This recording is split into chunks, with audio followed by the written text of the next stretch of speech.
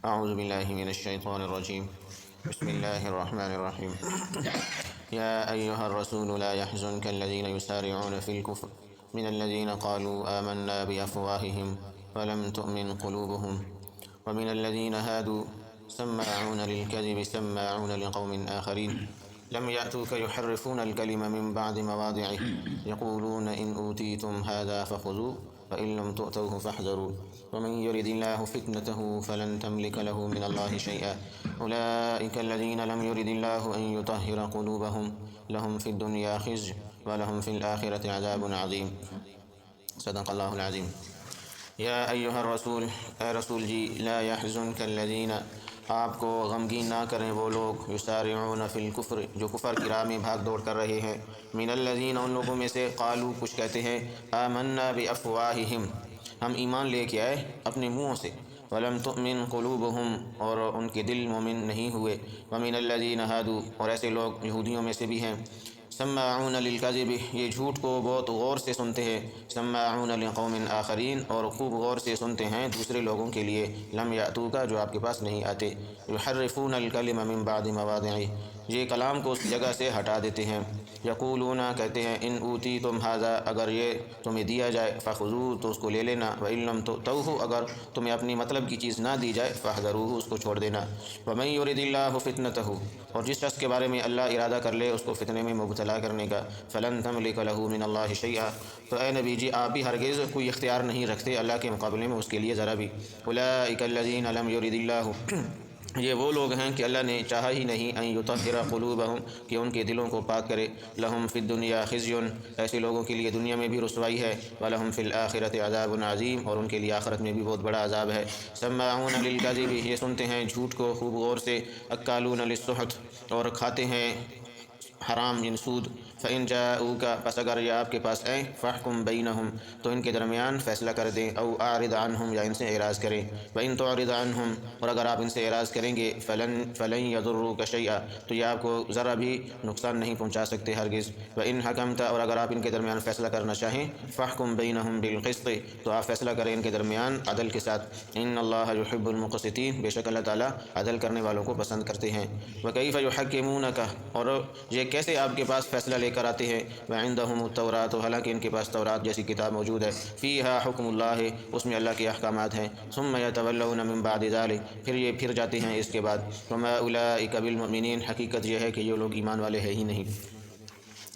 سورہ المائدہ کے اندر منافقین اور یہود و نصارہ کے بارے میں ان کی جو غلطیاں تھیں، جو انہوں نے رد و بدل کیا، اور ان کی جو شرارتیں تھیں، وہ سارا کچھ یہاں بیان کیا گیا ہے۔ آج کی آیات میں بھی یہی چیز ہے کہ یہود کی ایک عادت تھی، اور منافقین بھی، منافقین جس طرح مسلمانوں کے اندر تھے نا، مسلمانوں کا لبادہ اوڑھ کے وہ مسلمانوں کے ساتھ رہتے، نمازیں بھی پڑھتے، بعض دفعہ جہاد میں بھی جاتے، بالکل ساتھ ساتھ رہتے تھے، دوسرے بندے کے لیے صحیح مومن اور منافق کے درمیان تمیز کرنا بہت مشکل ہو جاتا۔ اسی طرح کے بندے، یعنی دوغلے بندے، یہ یہود کے اندر بھی تھے، نصارہ کے اندر بھی تھے، ابھی بھی ہے، ہر قوم کے اندر اچھے لوگ بھی ہوتے ہیں، برے لوگ بھی ہوتے ہیں، جو آستین کے سانپ ہوتے ہیں، پتہ نہیں چلتا، یعنی اپنے گھر کے اندر بھی ایسے لوگ ہوتے ہیں کہ جو گھر کا نقصان کرنا چاہتے ہیں، یعنی آستین کے سانپ ہوتے ہیں، ایسے لوگ ہر جگہ موجود ہوتے ہیں۔ تو ان کے بارے میں یہاں بات ہے، یہودیوں کے بارے میں اور منافقین کے بارے میں، کہ اے نبی جی ان کا یہ چلنا پھرنا، اور ان کا آپ کی مجلس میں آنا، خوب غور سے باتوں کو سننا، پھر اس کے خلاف کرنا، یہ حرکت ہے نا ان کی، یہ آپ کو غمگین نہ کریں۔ یہ انسان جو ہوتا ہے بہت زیادہ پریشان ہو جاتا ہے۔ ابھی ایک میرے سامنے کوئی بیٹھے ہوئے ہوں، کوئی بھی ہو،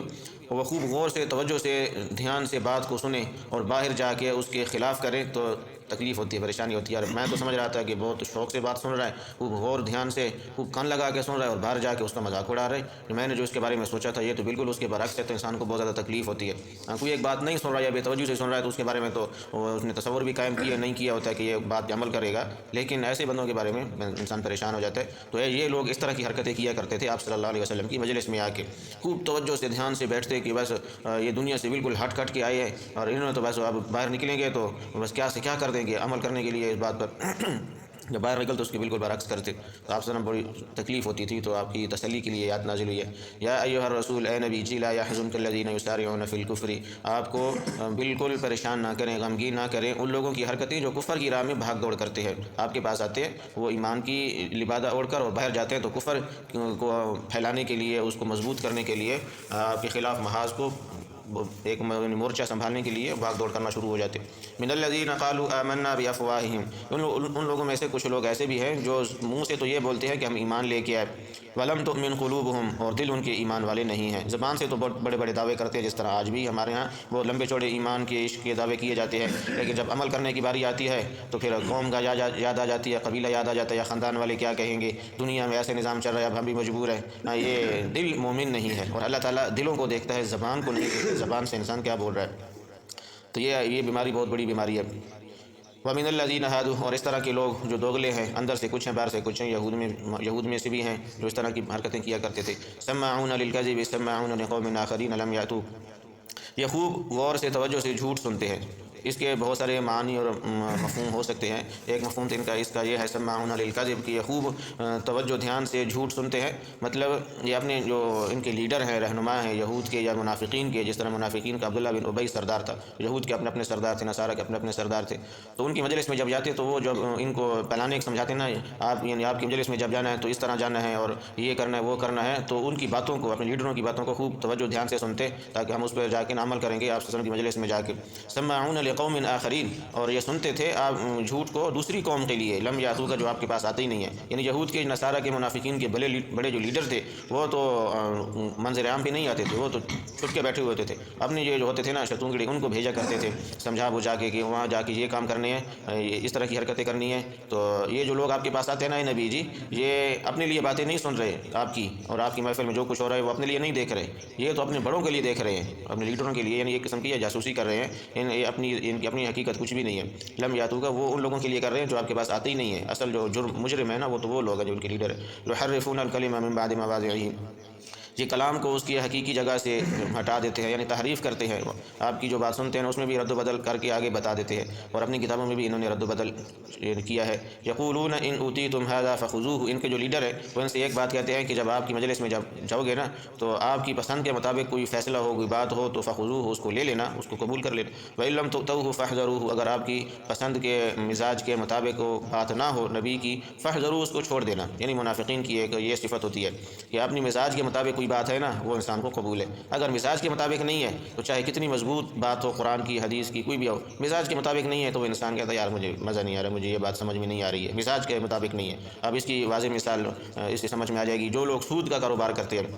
ان کو پتہ بھی ہے یہ سود حرام ہے، لیکن کیونکہ ان کو بہت زیادہ منافع مل رہا ہوتا ہے، ان کے مزاج کے مطابق وہ بات بن گئی ہوتی ہے، تو وہ اب ان کو حرام نہیں لگتا، برا نہیں لگتا. اور اسی سود کے پیسوں سے پھر وہ جب چیز لینے کے لیے جاتے ہیں تو وہ حلال چیز تلاش کرتے ہیں. وہ کبھی بھی کتے کا گوشت نہیں لیں گے، اس سے وہ تلاش کریں گے کہاں سے حلال گوشت مل رہا ہے. اب حلال گوشت ان کے یعنی وہ مزاج کے مطابق وہ بھی ہے، یعنی حرام گوشت ان کے مزاج کے مطابق نہیں بنا.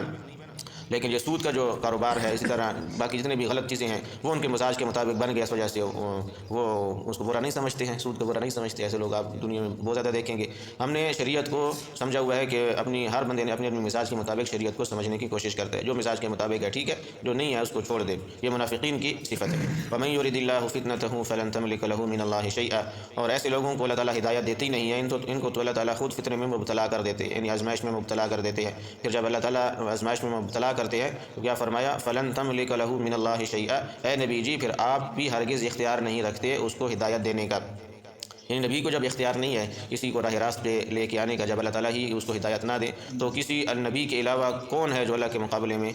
کسی کو جو چاہے مرضی کرنا چاہے کر سکے. جس طرح ہمارے ہاں کتنی کیا سے کیا کہانیاں لوگوں نے گھڑی ہوئی ہیں. یعنی پیر عبد القادر جیلانی رحمۃ اللہ علیہ کے بارے میں، ان کے بارے میں تو کوئی بات نہیں ہے، اللہ کے بہت بڑے ولی تھے، وقت کے غوث قطب ابدال کے درجے میں پہنچے ہوئے تھے، لیکن وہ حقیقت میں یعنی اللہ کے ولی تھے، لیکن لوگوں نے ان کو بڑا چڑھا کے بعض دفعہ نبی کے درجے تک پہنچا دیا، بعض دفعہ اللہ سے بھی اوپر پہنچا دیا. تو یہ جب نبی کو اللہ تعالیٰ فرما رہے ہیں کہ نبی جی جب اللہ تعالیٰ کسی کو ہدایت نہ دینا چاہے تو آپ بھی ہرگز کوئی اختیار نہیں رکھتے اس کو کچھ دینے کا. تو نبی جب نہیں دے سکتا تو باقی کون دے سکتا ہے؟ اولئک الذین لم یرد اللہ ان یطہر قلوبہم، یہ وہ لوگ ہیں کہ اللہ تعالیٰ نے ان کے دلوں کی صفائی چاہی نہیں ہے، اللہ تعالیٰ ان کے دلوں کو پاک کرنا ہی نہیں چاہتے. اس میں تو یہ ایک اشکال پیدا ہو سکتا ہے کہ جب اللہ تعالیٰ کسی کو ہدایت دینا ہی نہیں چاہتے تو اس میں اس بندے کا کیا قصور ہے؟ جب اللہ تعالیٰ نے ارادہ ہی نہیں کیا کسی کو ہدایت دینے کا، اس کا یہ مفہوم نہیں ہے جو یہاں سمجھ میں آ رہا ہے. حقیقت یہ ہے کہ جب انسان کے گناہ کرتے کرتے کرتے دل سخت ہو جاتا ہے نا، حدیث میں جیسے آتا ہے جب ایک انسان گناہ کرتا ہے تو اس کے دل پر ایک سیاہ نقطہ لگ جاتا ہے، پھر اللہ کی طرف سے فرشتے اس کے جس طرح شیطان وسوسے ڈالتا ہے دل کے اندر گناہ کے جذبات پیدا کرتا ہے، اسی طرح فرشتے جو ساتھ لگے ہوئے نا انسان کی حفاظت کے لیے، انسان کو نیکی کا راہ دکھانے کے لیے، وہ بھی اسی طرح اس کے دل میں یہ خیال ڈالتے ہیں کہ یہ جو تو نے گناہ کیا ہے نا، یہ ٹھیک نہیں کیا، یہ تیرے دل پہ سیاہ نقطہ لگ گیا ہے، اس کو نہ ختم کرنے کی کوشش کر، توبہ طائب ہو جا۔ یعنی بعض آپ نے دیکھا ہوگا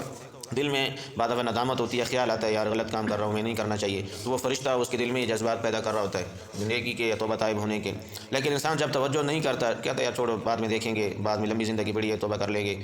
تو پھر اسی طرح کرتا رہتا ہے اور سیاہ نقطے لگتے رہتے ہیں، پھر ایک وقت ایسا آتا ہے کہ دل بالکل سیاہ ہو جاتا ہے۔ جب بالکل سیاہ ہو گیا، اب اس کے اندر نیکی کرنے کا کوئی جذبہ ہی پیدا نہیں ہوتا ہے، تو اس وقت مہر لگ جاتی ہے۔ تو ایسے لوگوں کے بارے میں پھر اللہ تعالیٰ ایسے لوگوں کے دلوں پر مہر لگا دیتے ہیں، اب کوئی اچھی چیز، کوئی نیکی کی چیز یا کوئی اچھے جذبات اس کے دل میں پیدا ہو ہی نہیں سکتے ہیں۔ جب پیدا ہی نہیں ہو سکتے ہیں تو کوئی اس کو جتنی مرضی نصیحتیں کرے، تبلیغ کرے، دعوت دے، یہ پھر اس کو اللہ تعالیٰ ہدایت نہیں دیتے ہیں۔ لہم فی الدنیا خزی، ایسے لوگوں کے لیے دنیا میں بھی رسوائی ہے، ولہم فی الآخرۃ عذاب عظیم، اور آخرت میں بھی ان کے لیے بہت دردناک عذاب، بڑا عذاب تیار کیا گیا ہے۔ تو اس میں ہمارے لیے ایک بہت بڑی نصیحت ہے، اگر ہم سے کوئی گناہ ہو جائے تو ہم اس سے فوراً توبہ طائب ہونے کی کوشش کریں اور آئندہ سے عزم کریں کہ انشاءاللہ آئندہ یہ گناہ نہیں ہوگا، اور کبھی دل میں کوئی اچھے کام کرنے کے جذبات اور خیالات پیدا ہو تو سمجھیں کہ اللہ کی طرف سے میرے لیے یہ چاہا جا رہا ہے کہ میں یہ نیکی کا کام کروں۔ اب بعض لوگ جو کہتے ہیں نا اللہ تعالیٰ توفیق دے گا تو یہ کام کریں گے، یہ ان کی بہت بڑی غلط بات ہے، اللہ تعالیٰ توفیق دے گا۔ اللہ تعالیٰ تو ہر وقت انسان سے نیکی کا کام کروانا چاہتا ہے، توفیق دینے کا کیا مطلب ہے؟ ہاتھ سے تو پکڑ کے اللہ تعالیٰ نہیں کہیں گے کہ ہاں یہ سیدھا راستہ اور یہ برا راستہ، اس پر تو چلتا جا، یا فرشتے تو نہیں بھیجیں گے اللہ تعالیٰ۔ تو دل میں اچھے کام کا خیال پیدا ہو جانا یہ اللہ کی توفیق ہے۔ تو جب ایسا کوئی مسئلہ ایسی واقع آتا ہے تو انسان فوراً اس پہ عمل کرے، ایسا نہ ہو کہ وہ وقت موقع ہاتھ سے نکل جائے۔ سماعون للکذب یاکلون للسحت، یہ خوب غور سے آپ جھوٹ کی باتوں کو سنتے ہیں اور یہ حرام کھاتے ہیں، اور ایسے جو لوگ ہوتے ہیں ان کا جو سننا ہوتا ہے، بولنا ہوتا ہے، وہ بھی جھوٹ ہی ہوتا ہے سراسر، اور ان کا جو کھانا پینا ہوتا ہے وہ بھی سارا کا سارا حرام کا ہوتا ہے، ایسے لوگوں کی صفات میں سے۔ فَإِن جَاءُوكَ فَاحْكُم بَيْنَهُمْ أَوْ أَعْرِضْ عَنْهُمْ، بس اے نبی جی اگر اس طرح کے لوگ آپ کے پاس آئیں جن کا کھانا پینا بھی حرام کا ہے اور جن کا بولنا سننا بھی سارا کا جھوٹ ہے، فَاحْكُم بَيْنَهُمْ، کوئی فیصلہ کروانے کے لیے آپ کے پاس آئے تو اے نبی جی آپ ان کے درمیان فیصلہ کر دیں، آپ کو اختیار ہے۔ أَوْ أَعْرِضْ عَنْهُمْ، یا ان سے اعراض کریں، یعنی آپ ان کی بات سنیں یا ان کو وہاں سے واپس بھیج دیں، آپ کو اختیار ہے۔ کوئی یہ نہیں کہہ سکتا کہ ہم تو آپ کی مجلس میں آئے تھے فیصلہ کروانے کے لیے اور آپ نے ہمیں وہاں سے نکال دیا، کوئی یہ بات نہیں کر سکے کیونکہ وہ اندر سے سارے کے سارے کالے ہو چکی ہیں، ان کے بارے میں فیصلہ ہو یا نہ ہو یہ ایک ہی بات ہے۔ وَإِن تُعْرِضْ عَنْهُمْ فَلَن يَضُرُّوكَ شَيْئًا، اور اگر آپ ان سے اعراض کریں یعنی ان کو اپنی مجلس سے باہر نکال دیں، بات ہی نہ سنیں ان کی، فَلَن يَضُرُّوكَ شَيْئًا، تو یہ لوگ ہرگز آپ کو ذرا بھی نقصان نہیں پہنچا سکتے، اللہ نے آپ کی حفاظت کا بندوبست کر رکھا ہے۔ وَإِنْ حَكَمْتَ فَاحْكُم بَيْنَهُمْ بِالْقِسْطِ، اور اگر آپ کے دل میں خیال پیدا ہو کہ ان کے بارے میں جو بات لے کے آئیں فیصلہ کر دیں، ان کو بات سمجھا دیں، تو پھر انصاف کے ساتھ، عدل کے ساتھ جو بھی بات ہو نا وہ ان سے آپ سمجھا دیں، فیصلہ کر دیں۔ إِنَّ اللَّهَ يُحِبُّ الْمُقْسِطِينَ، بے شک اللہ تعالیٰ فیصلہ کرنے، انصاف کرنے والوں کو پسند کرتے ہیں۔ وَكَيْفَ يُحَكِّمُونَكَ وَعِندَهُمُ التَّوْرَاةُ، اور یہ بات تو ان کو بھی سوچنا چاہیے کہ یہ آپ کو حکم کیوں بناتے ہیں، آپ کے پاس اپنے مقدمات کا، اپنی جھگڑوں کا فیصلہ کروانے کے لیے کیوں آتے ہیں۔ وَعِندَهُمُ التَّوْرَاةُ، حالانکہ ان کے پاس تورات کتاب اللہ کی موجود نہیں ہے۔ اگر یہ حقیقت میں اللہ کا حکم ماننے والے ہوتے تو اللہ کی کتاب تو ان کے پاس موجود ہے، فیہا حکم اللہ، اس میں اللہ کے تمام احکامات موجود ہیں، تو آپ کے پاس آنے کی کیا ضرورت ہے؟ تو کتاب کھولتے، جو لکھا ہوا ہے اس کو پڑھتے، اس پہ عمل کرتے، آپ کے پاس آنے کی کیا ضرورت ہے؟ یہ صرف آپ کو پریشان کرنے کے لیے آتے ہیں۔ ثم يتولون من بعد ذلك، پھر آپ سے پیٹ پھیر کے چلے جاتے ہیں اس کے بعد۔ فما اولئک بالمؤمنین، حقیقت یہ ہے کہ ایسے لوگ دل سے ایمان والے ہوتے ہی نہیں ہیں، یہ صرف سارا کا سارا ڈرامہ ہوتا ہے، یہ اوپر سے صرف ایمان کی اور اسلام کی باتیں ہوتی ہیں، دل اندر سے ایمان سے ذرا بھی بھرے ہوئے نہیں ہوتے ہیں، سارے کے سارے خالی ہوتے ہیں۔ اللہ تعالیٰ ایسے لوگوں سے ہم سب کی حفاظت فرمائے، اور زبان سے بھی دل سے بھی 100% قرآن اور سنت کے مطابق عمل کرنے کی توفیق عطا فرمائے۔